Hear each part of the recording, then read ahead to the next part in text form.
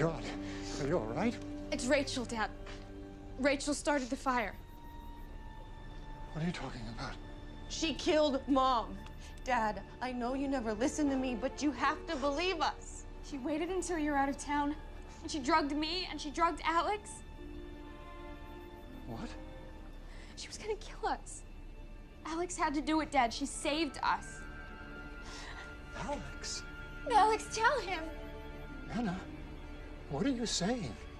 He can't see it, Anna. He never will. Anna, you know what happened to your sister. Tell him, Alex. Don't believe him. She died. No, don't believe him. In the fire. It was a year ago. No, he's lying! Alex is dead. America's dead. America's dead. We have delivered a safe and effective vaccine in just 9 months. This is one of the greatest scientific accomplishments in history. It will save millions of lives and soon end the pandemic once and for all. I am thrilled to report that the FDA has authorized the Pfizer vaccine. We have given Pfizer and other companies a great deal of money, hoping this would be the outcome, and it was. On behalf of the American people, I'd like to thank all of the brilliant scientists, technicians, doctors, and workers who made this all possible. Pfizer and Moderna have announced their vaccine is approximately 95% effective, far exceeding expectations. These vaccines are also very safe. American citizens participated in clinical trials that were far larger than normal and had no serious side effects. The dedicated and independent experts at the FDA meticulously studied the results of the trials, and it has now passed the gold standard of safety. Every other week, Rosanna Handrich stands on the sidewalk and looks up to her grandmother's balcony at this Redondo Beach apartment complex. It's often the only social interaction 95-year-old Clara Harkotz gets now that she stays inside to protect herself from COVID. I could get sad thinking about it because I can't even imagine what it's like to just sit by yourself all day long. Before the pandemic, Rosanna would bring her small children into Clara's apartment.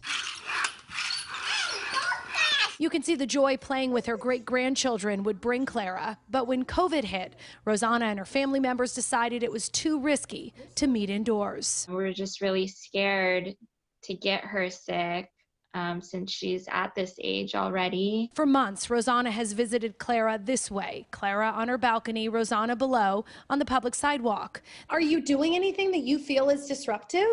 I really don't see myself doing anything disruptive. We're really just talking. Last week, Clara got this notice from her apartment manager. It reads, "We have received complaints regarding excessive noise coming from your unit. Please have your guest come and visit inside your unit." The note then ended with, "Continued violation of your lease rules and regulations will result in further action, which may include eviction." I'm furious. I can't believe that they would send something like that. Clara, who fled her native Ukraine during World War II, has lived in this apartment for nearly 20 years. She's concerned because she's lived there for so long. She doesn't want to be evicted. She came from communism, so she's actually afraid of, any kind of disruption like that. I did reach out to the management company for the apartment complex, and in a statement to me, they say they do regret the tone of the letter. They say that's a form letter sent to residents with, quote, chronic noise complaints. They did assure me that they will not evict Clara, but they have asked her to use her cell phone while standing on her balcony and talking to her granddaughter to minimize the noise. And tonight we're learning about a new app that developers say makes it easier to travel and has the potential to help businesses reopen sooner. Some are calling it a vaccine passport. Matt Doherty talks to the developers. CommonPass seems to be emerging as the standard that people are adopting. Already those who've been vaccinated are using an app to prove it. The CommonPass app contains a user's health information.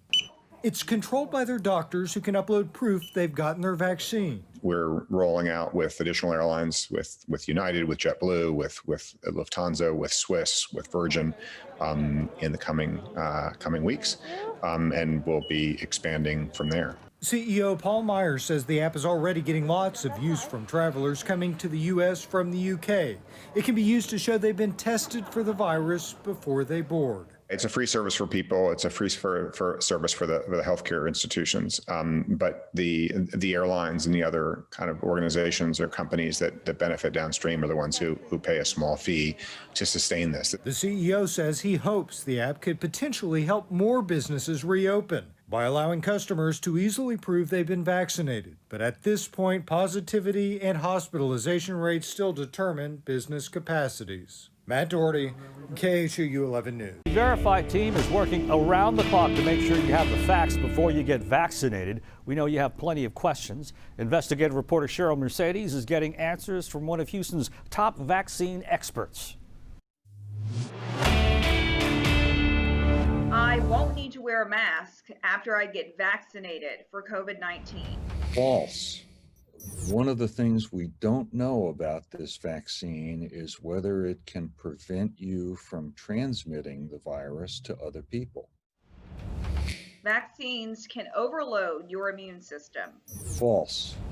If everyone around me is immune, then I don't need to be vaccinated.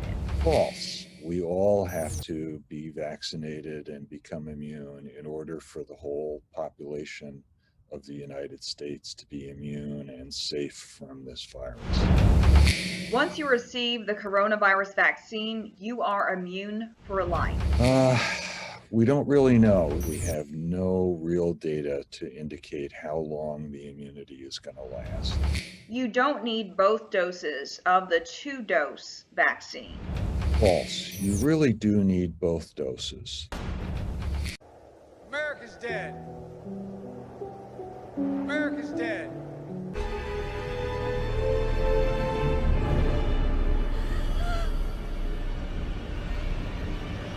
What have you done?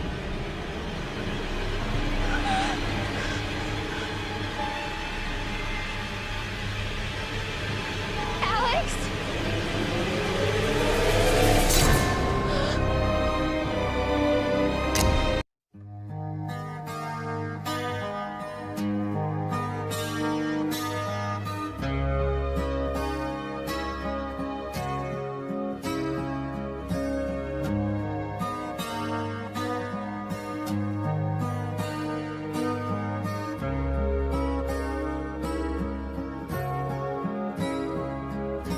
Locked in this attic, been here so many years. Shauna won't set me free.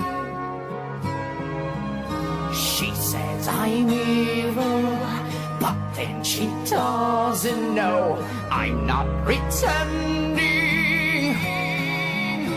No, not me.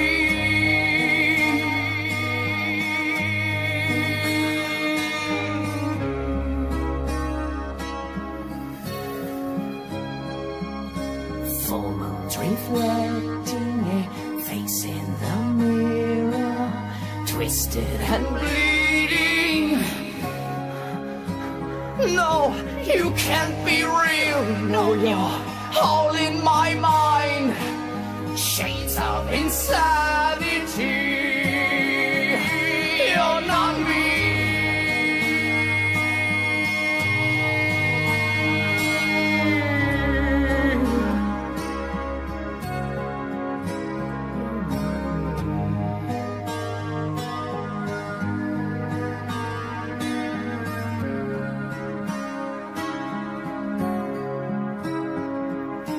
Life in the attic, I like my rocking chair, staring in shadows.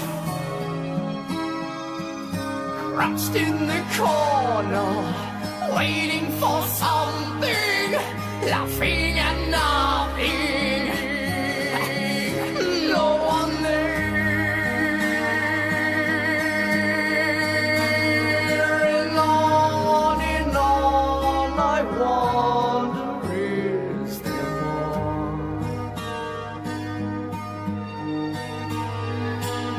What is life beyond the attic door?